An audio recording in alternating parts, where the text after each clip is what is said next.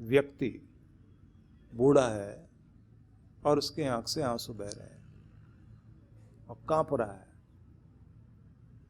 तो ट्रेन में और भी लोग बैठे हैं, एक युवक पास में आता है और उससे आके कहता, बाबा क्या बात है, क्यों रो रहे हो? उसने कहा, मेरा बेटा एक्सीडेंट में बहुत बुरी तरह घायल हो गया और वो उस शहर में है, मैं गांव में रहता हूं, मैं यहां इस शहर में पहली बार जा रहा हूं, यहां मुझे कोई जानता नहीं, मेरा बेटा न जाने किस हालत में होगा, मेरे पास इतने पैसे भी नहीं, परेशान भी हूं।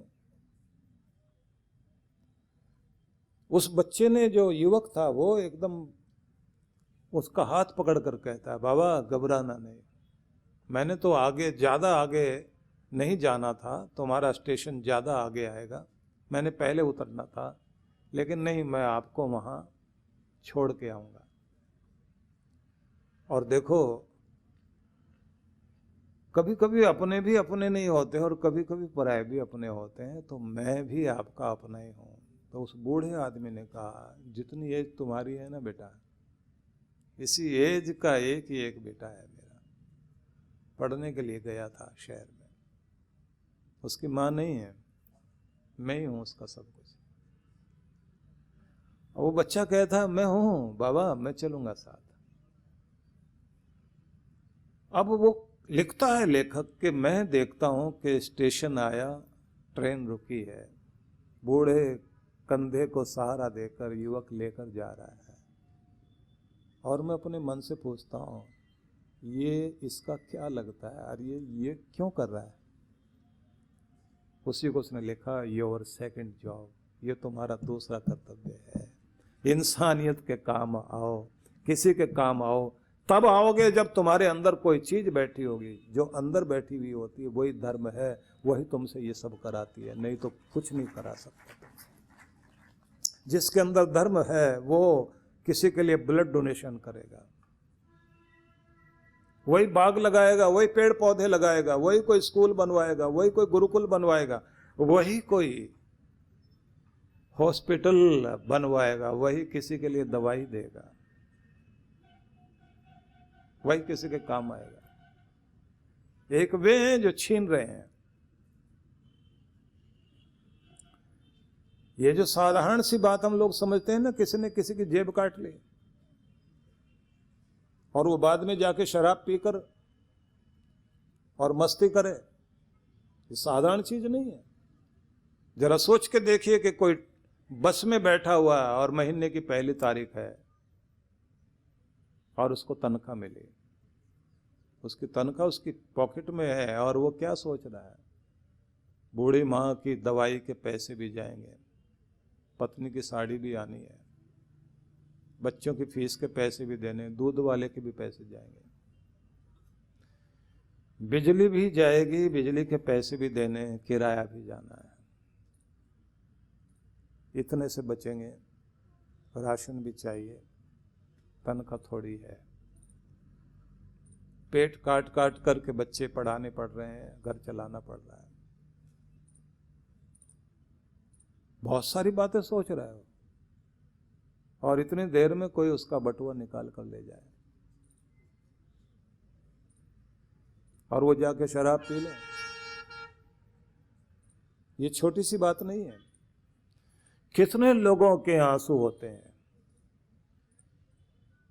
और उस छोटी सी तनख्वाह में कितने लोगों की आस जुड़ी हुई होती है। और जो ये कर रहे हैं, उनको,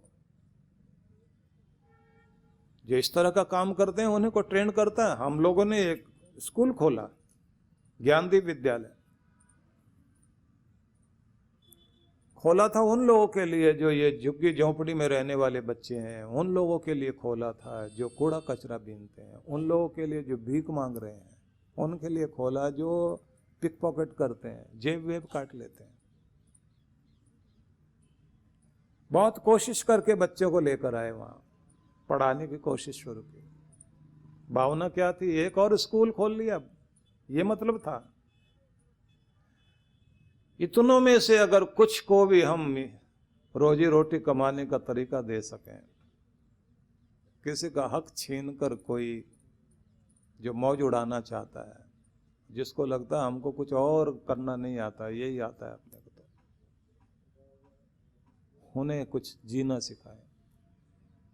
आपको आश्चर्य लगेगा कि भारत में अगर 4 करोड़ के लगभग अनाथ बच्चे हैं, तो 2 करोड़ इसी तरह के लावारिस बच्चे हैं जो सड़कों पर घूम रहे हैं, जो सड़कों पर घूम रहे हैं, जो यही सब कर रहे हैं, और उनको आंकने वाले लोग हैं। इसलिए मैं आपसे कहना चाहता हूं कि आपकी जिंदगी में कोई एक चीज जुड़नी चाहिए, छोटे से बच्चों को भी। और मैं एक निवेदन करना चाहता हूं आपको, आप अपने घर के बच्चों को भी इधर लाना शुरू करिए। उस एज से लाना शुरू करिए जब वो माँ का बेटा कहलाता है, जब पिता का बेटा कहलाता है, जब बात सुन भी लेता है, जब वो आपके कंधे के बराबर होता है, तो फिर वो आपको सुनाने लगता है, फिर आपकी सुनता नहीं है। वहां से शुरुआत करिए। आपको लगता है कि अभी इसके पास इतनी फुर्सत नहीं है, इसने अपना कोर्स पूरा करना है, खेलने तक का तो टाइम नहीं मिलता इसके पास, थोड़ा टीवी भी देखना है, मोबाइल फोन भी चलाना है, वो सब कुछ चलवा लेना भाई। स्कूल वाले तो अपना कोर्स पूरा करा रहे हैं, मॉरल एजुकेशन कौन देगा, जीने का तरीका कौन बताएगा, लाइफ स्टाइल क्या होना चाहिए इसे कौन बताएगा, घर के संस्कार क्या होने चाहिए, ये संस्कार ही तो आपकी संस्कृति बनती है। ये भारत की संस्कृति जो सबको बर्दाश्त कर लेती है। लोग, दुनिया भर के लोग यहाँ आश्चर्य करते हैं, इतनी भाषाएं, इतने मतपंथ, इतनी जातिवादी और इतनी तरह की चीजें मानने वाले लोग हिंदुस्तान में इकट्ठे कैसे रह लेते हैं। पूरी दुनिया में इस तरह का हिसाब नहीं है, बर्दाश्त ही नहीं है किसी को किसी के साथ। एक विचारधारा वाले लोग एक जगह बैठे हैं, रहेंगे, दूसरे को बर्दाश्त करना बहुत मुश्किल है। आपकी जो संस्कृति है ना, वो बड़ी अद्भुत है, इतनी अद्भुत है कि आपने देखा होगा कि अगर कहीं बाढ़ आ जाए, भूकंप आ जाए, गवर्नमेंट बाद में पहुंचेगी, यहां का आदमी पहले पहुंचता है। गरीब से गरीब आदमी भी, जिसके पास खाने को रोटी नहीं, वो भी अपने घर में से कुछ लेकर जाएगा कि किसी का घर उजड़ा है तो मैं उसकी सहायता कर दूं।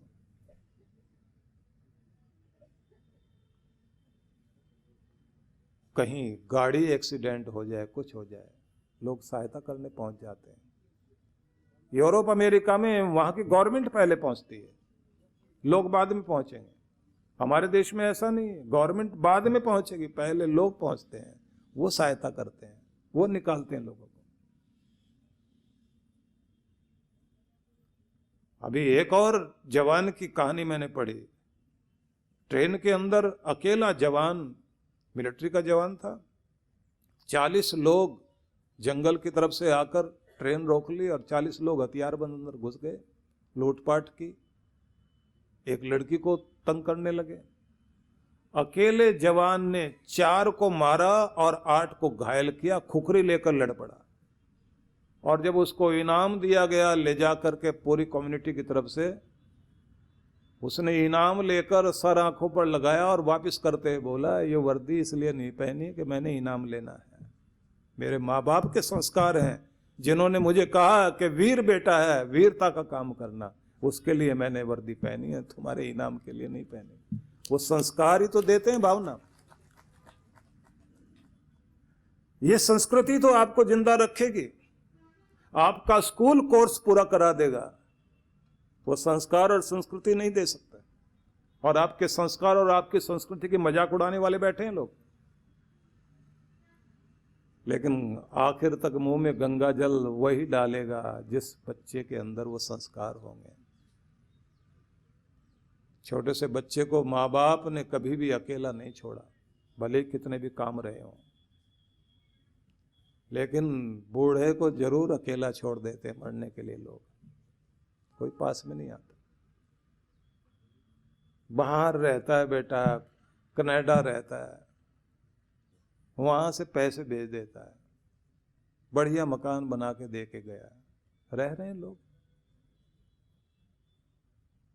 वो कनाडा से पैसे आ रहे हैं, लेकिन बैठा अकेला, मंजी डालकर बाहर, लोगों से पूछता है तुम्हारा बेटा आया क्या? 2 साल हो गए नहीं आया। अकेले बैठे हैं, पढ़ा लिखा के भेज दिया। बस वही बात ध्यान में आती है कि किसी ने बताया आकर, मेरा बेटा लगभग 5 लाख रुपए महीना कमाता है वहां अमेरिका में, पढ़ा लिखा के मैंने लायक बना दिया उसको। दूसरा कहता है मैं तो लायक नहीं बना पाया, मेरा बेटा इंडिया में ही रहता है, 50,000 रुपये महीना कमाता है, बस इतनी अच्छी बात है, मेरे साथ रहता है, मेरे साथ ही खाना खाता है, रात में मेरे साथ खा के बातचीत करके सोता है, मैं उसको ज्यादा कुछ बड़ा नहीं बना पाया। 5 लाख वाला कहता है कि तू बहुत अच्छा है, अपने देश में रह रहा है बच्चा, अपनों के साथ रह रहा है बच्चा। 5 लाख वाला बता रहा है मैं तो ये कहता हूं मेरा बेटा मेरा तो हुआ ही नहीं, उसके बच्चे भी उसके नहीं होने वाले हैं, क्योंकि वो भी उसको उसी तरह छोड़ देंगे जैसे मुझे छोड़ के चला गया। बड़ी अच्छी भाषा बोलता है, इंग्लिश में बात करता है। अब पंजाबी समझता है, बोले समझता है, बोलता नहीं। निवेदन करना चाहता हूं आपके हृदय में परमात्मा उतरे, अपने बच्चों को लाओ इधर, वहां से शुरुआत करो जहां से बच्चा आपकी बात सुन लेता है, मान लेता है। जब आपका बच्चा आपकी सुनता ही नहीं, आपको सुनाने लग जाए, उस समय तो वो आ पाएगा, मुश्किल बात है, कोशिश तो करते रहो। कृष्ण भगवान कह रहे हैं मेरे लिए कर्म करने वाला बने, मेरे पारायण हो जाए। पारायण मतलब तुम किसकी परिक्रमा करते हो, किसका चक्कर लगाते हो? कोई पैसे के पीछे चक्कर लगा रहा है, कोई पद प्रतिष्ठा के लिए चक्कर लगा रहा है। कहते हैं जो मेरे लिए चक्कर लगाना शुरू कर दे, मंदिर में जाते हैं ना, परिक्रमा करते हैं, तो क्या कहते हैं? पहले पूजा करते हैं, मैं तुम्हें बहुत मानता हूँ, मैं तुम्हें सिर झुकाता हूँ, तुम्हारी वंदना करता हूँ, तुम मेरे लिए सब कुछ हो। इतना सब कुछ कहने के बाद फिर परिक्रमा करता है, मैं, मेरी दुनिया तुम ही हो, तुम्हारी इर्द गिर्द घूमना चाहता हूं, और किसी के लिए नहीं। बस यही आपने कहना, भगवान मैं तुम्हारे इर्द गिर्द घूमना चाहता हूं, मेरी दुनिया सिर्फ तुम हो। दुनिया के इर्द गिर्द घूमने की इच्छा मेरी नहीं है, मैं तुम्हारी परिक्रमा करना चाहता हूं। चांद पृथ्वी की परिक्रमा कर रहा है, वो बेटा है। पृथ्वी को कहा है पत्नी और सूरज को कहा है पति। वो एक जगह है, अपनी दूरी पर घूम रहा है, लेकिन पृथ्वी उसकी परिक्रमा कर रही है, और माँ की परिक्रमा बेटा कर रहा है। कहते हैं जैसे ये संसार चल रहा है परिक्रमा करते हुए, तुम किसके इर्द गिर्द घूम रहे हो? चमकने वाले के साथ पृथ्वी अपनी चमक बनाए रखने के लिए उसके चारों तरफ चक्कर काट रही है, और उसकी छाया धरती से होकर इधर चांद पे जब पड़ रही है तो पिता की छाया चंद्रमा में आ रही है, तो वो भी परिक्रमा कर रहा है पृथ्वी की। तो निवेदन सिर्फ यही है कि आप परिक्रमा करिए भगवान की। क्यों? क्योंकि परमात्मा से जो कुछ मिलेगा वो दुनिया में किसी से नहीं मिल सकता। जिस पर उसकी कृपा होती है वो साधारण भी खास हो जाता है, और जब कृपा नहीं रहती तो बड़ा भी कुछ नहीं रह जाता। जिनका नाम के आगे सहारा लगा था वो भी बेसहारा हो गए बेचारे, और जिनके नाम में माल आता था वो भी बिना माल के हो गए। पता नहीं लगता कब क्या घट जाए।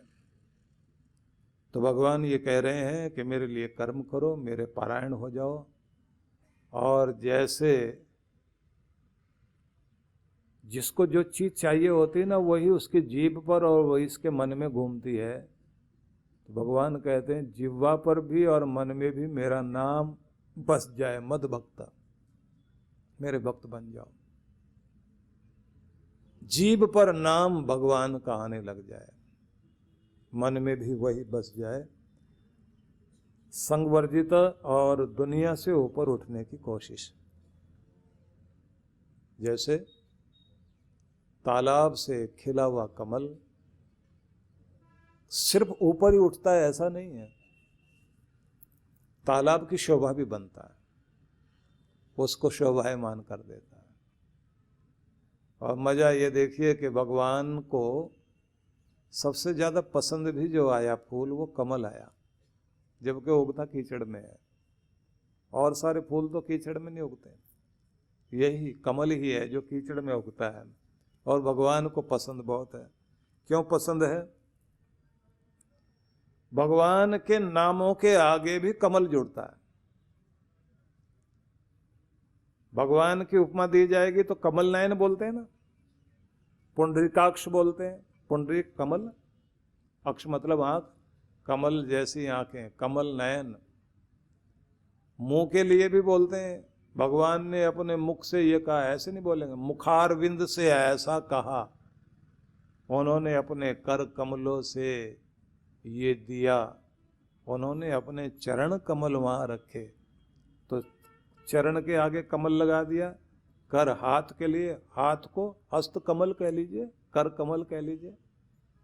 मुख से कहा, मुखारविंद से कहा, अपनी आंखों से देखा तो अपने कमल नैनों से, कमल नेत्रों से देखा, सबके आगे कमल लगा दिया। क्यों लगाया?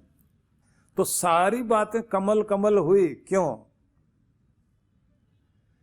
किस्मत उसकी कहां पैदा कर पाई उसको, कीचड़ में। लेकिन कीचड़ में जन्म मिला किस्मत के कारण, लेकिन मेहनत देखिए, कीचड़ में पड़ा नहीं रहा, निकल आया ऊपर, खिला और पानी से ऊपर आकर उसके लिए भी शोभा बन गया। तुम कहां जन्मे हो बात यह नहीं है, तुम कहां पहुंचे हो बात यह है कि जैसे वो वहां से ऊपर उठकर खिल गया तो तुम भी वहां पहुंच जाओ कि भगवान के चरणों तक पहुंच सको। जब आप भगवान के चरणों तक पहुंचने वाले बनोगे तो भगवान आपको स्वीकार करेंगे। तो इसलिए आपसे आग्रह है सभी से, सभी को ध्यान भी देना है और विचार भी करना है कि किस्मत ने क्या दिया ये अलग बात है, आप किस्मत से आगे कहां पहुंचे ये बड़ी बात है। तो ये तब हो सकता है जब आप उसके लिए मेहनत भी करें और किस्मत को लेकर रोए नहीं, मेरे साथ ये क्या हो गया, मेरे साथ ये क्यों हो गया, इस सब को लेकर रोगे तो फिर ये बात ध्यान रख लीजिए, फिर उससे आगे जा नहीं पाओगे। अन्नपूर्णा योजना, इस योजना में आप अपने एवं अपने परिवार जनों के जन्मोत्सव, विवाह की वर्षगांठ तथा दिवंगत परिजनों की पावन स्मृति में आनंद धाम आश्रम में स्थित गुरुकुल के ऋषि कुमारों एवं वृद्धाश्रम के वृद्ध जनों को सहभोज करा सकते हैं। इस अवसर पर प्रातः गुरुकुल के ऋषि कुमारों द्वारा वैदिक मंत्रोच्चारण के साथ आपके एवं आपके परिवार की मंगल कामनाओं के निमित्त यज्ञ का आयोजन किया जाता है। यजमान की सुख, समृद्धि और दीर्घ आयु के लिए प्रार्थना भी की जाती है। दोपहर को सहभोज का आयोजन होता है। आप सपरिवार आनंद धाम पधारे, यज्ञ में भाग लें और अपने हाथों से भोजन कराकर पुण्य लाभ एवं आत्म संतुष्टि के भाव से जीवन को आनंदमय करें। इस योजना से जुड़ने के लिए एवं अधिक जानकारी के लिए संपर्क करें 9582954200 9560792792। सहयोग राशि भेजने के लिए हमारा अकाउंट डिटेल है